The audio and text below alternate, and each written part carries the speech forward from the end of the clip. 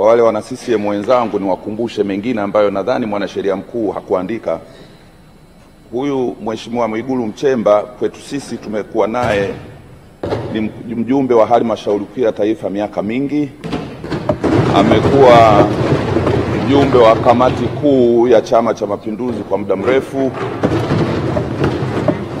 na amekuwa mjumbe wa sekretarieti yetu ya chama, lakini amekuwa naibu katibu mkuu wa Chama cha Mapinduzi. Nawakumbusha wana CCM wenzangu kwamba Dr. Samia Suluhu Hassan hakukosea.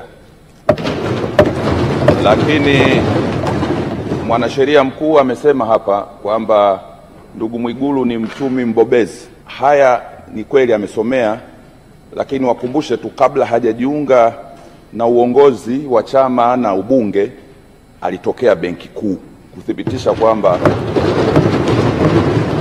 Benki Kuu hawachukui watu hivi hivi tu, wanachukua watu wenye uwezo. Kwa hiyo Mwigulu huyu ametoka Benki Kuu kabla hajajiunga na masuala haya ya siasa.